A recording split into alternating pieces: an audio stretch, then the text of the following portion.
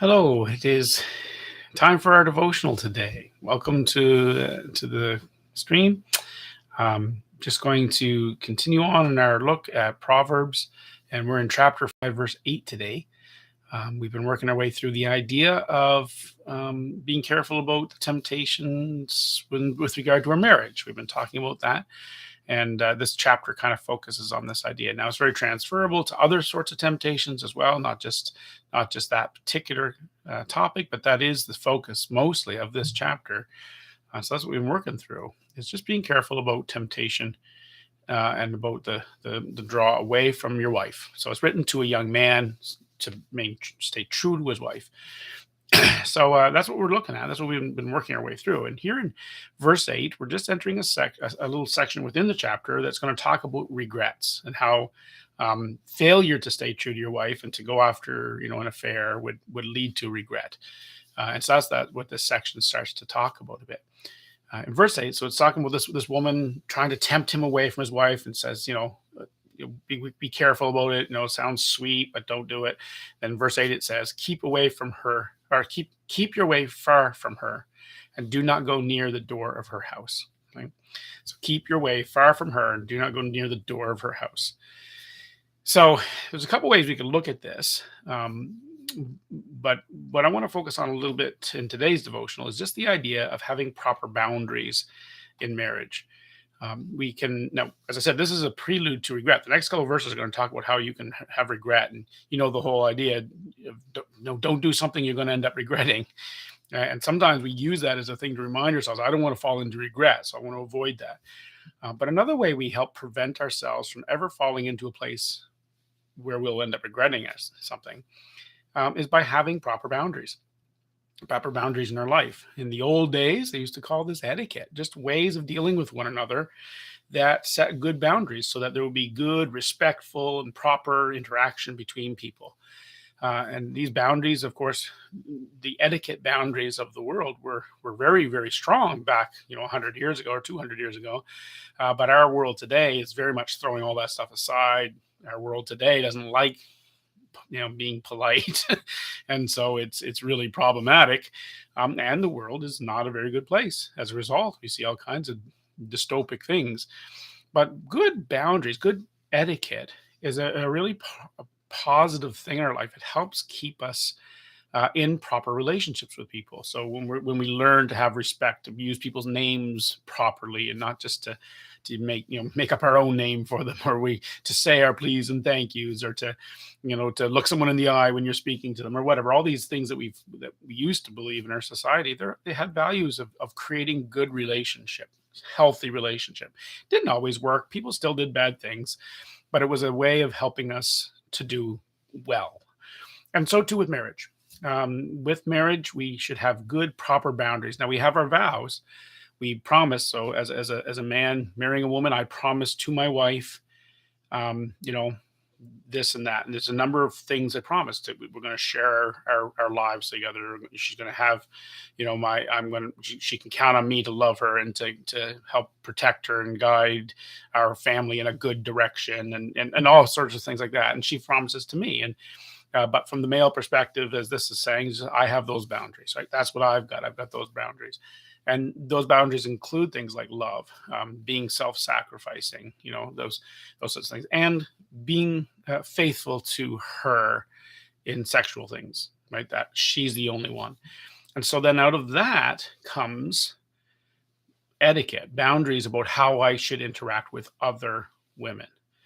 Now, once again, this isn't going to be popular in light of today's worldly culture, but we're talking about what the Bible teaches. And the Bible teaches this idea of don't go near the door of her house, right? There's a boundary there. You shouldn't go past certain lines. It's so for instance, for a married man, you shouldn't really be flirting with someone who isn't your wife. Like, flirt with your wife all you want, but not someone who isn't. Don't flirt. Why would I say that? Well, because as you flirt, you're inviting the idea of something that's not really proper, that shouldn't be. You're inviting the idea of an interaction that should not happen because you're married. You have a boundary. And so the boundary then extends into the area of certain other etiquettes. I won't flirt with someone who is my wife, right? I won't allow myself to be in a compromised situation with that person. Or I won't allow myself to be too familiar, to use old language, but to be too familiar with a woman who isn't my wife. There's certain boundaries of what I should and shouldn't do that really will seem like, well, that's pretty harmless. What's it matter if you go near the door of her house? What does it matter? Well, what matters is if there is a temptation arising out of that scenario, then you're in a compromised situation. You've put yourself in a place where something not good could happen. And it's very real. And so learning good boundaries and establishing good boundaries that are even a little bit more than needed, right? Like that, but because of my relationship with my wife, I'm not going to go near the door of that house. So I'm going to just keep myself at a distance. Now, it's rather foolishness. I'll call it foolishness. You're going to hear that word show up more in my devotionals now as we go through Proverbs, because the Proverbs talk about the foolish, right? The foolish way. So the foolish way would be to think that you can have a relationship with someone without boundaries of properness. But once again, this is kind of where our world is going. The idea there should be no boundaries, but it is rather foolish to think that you can have relationship with anyone, whatever kind of relationship, without any boundaries. That just leads to disaster in the long run. It really does. And I think this can be just evidence just by trying to live that way with anyone for any length of time. You're going to find out that the boundaries should exist because somebody's going to step on somebody's toes or whatever. Well, with the area of marriage, even more so, because there's a special relationship that God designed in marriage, a special relationship. And that relationship is marked by its exclusivity, a boundary. The fact that there are certain things you will and will not do because of your covenant with your wife. So the world today might say, "Oh, well, that doesn't seem very nice." But don't you trust this other woman? And the answer has to be, well, no, actually, I can't trust the other woman to that degree. I trust her in other things. If I have someone in the world that I interact with who's some woman, I can trust her to be a good citizen, to be a good neighbor, whatever. But I can't flirt because I can't. I don't know. I can't trust that woman. There's nothing wrong with that. I can't do that. And not only that, I can't trust myself. So, it's not that I'm, overtly untrustworthy person, but this is the nature of temptation. This is what the first 4 chapters of this book were telling us. There are 2 paths. There's a right and a wrong path, and you have to be vigilant to not go down the wrong path. You have to be vigilant to stay on the right path. And that all of those chapters talking about all of that is warning us about the dangers of entering into temptation. So you make boundaries because you can't trust humans. Are we saying that humans are trustworthy? They are somewhat, but not that much. Temptation is a powerful and dangerous thing. And so we have to have good boundaries. Boundaries is actually how we show that we are trustworthy. If a person is trustworthy, they will have good boundaries. You'll know, oh, I can trust that guy. He wouldn't do that. Why not? Because he has a boundary. Oh, I can trust that guy. I know he will follow through. Why? Because he will not allow himself to not follow through. It's a boundary. Boundaries are actually how we know that someone is trustworthy. If a woman that isn't your wife is not okay with you having boundaries, then you can't trust her. And that's the fact. And so our world has a very screwed up view of this, that somehow having a boundary shows that you're not being very trustworthy, or that you have a cynical approach to life. No, it's just a proper thing. It's how we're supposed to live. And that's with everything, not just with marriage, but that's with everything, right? People can trust me as a driver on the road because they know I'm going to drive on the right-hand side of the road. I'm not going to drive on the left-hand side of the road.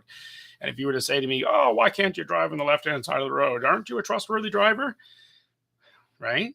Well, yes, I am a trustworthy driver because I bind myself to the right-hand side of the road here in Canada. And so I'm trustworthy because I'm on my own side of the road. So that's how that works.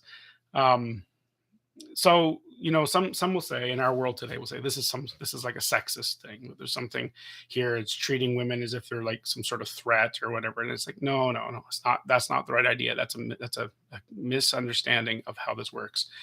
It's treating the possibility of an unfaithfulness as real, and so you do something to bind yourself away from unfaithfulness. It's not actually about that person. It's more about the relationship you've promised to, and recognizing that temptation is a real thing. And so you watch out for it. One way to think about it as a young man, I would say, you need to realize you belong to your wife. You're not your own.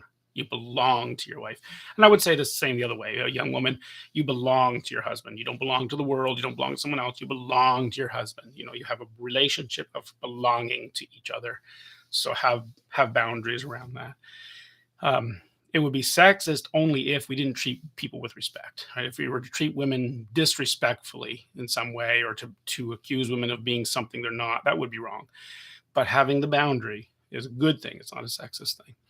So here's my last word on this today. Here's a little gauge you can use. If your interactions with another person that is not your spouse, if so, as a young man, if your interactions with other women who are not your wife, if you interact in a way that you wouldn't interact with your sister, then there's something maybe not right there. If you're interacting in a way and you think, oh, I'd never do that with my sister, gross, well, then you're crossing a line. You're flirting with something. You're going near the door of the house. Don't do that. And you can reverse this for females or whatever. Or if you don't have a sibling, think about your parent. Would you, your grandmother, would you, if you, would you, the way you're interacting with this woman, would you interact with your grandmother that way? Whatever, just to, you can see, oh yeah, maybe there's something off if I wouldn't interact in that scenario. Well, maybe I shouldn't act that way in this scenario. Anyway, that's it. It's biblical thought on this thing. You have to decide for yourself, but for me, I really like the Bible's approach to these things. God help us to do it and protect our marriages from the folly of things that we would regret. In Jesus' name. God willing, we'll be back tomorrow for verse 9. Have a great day.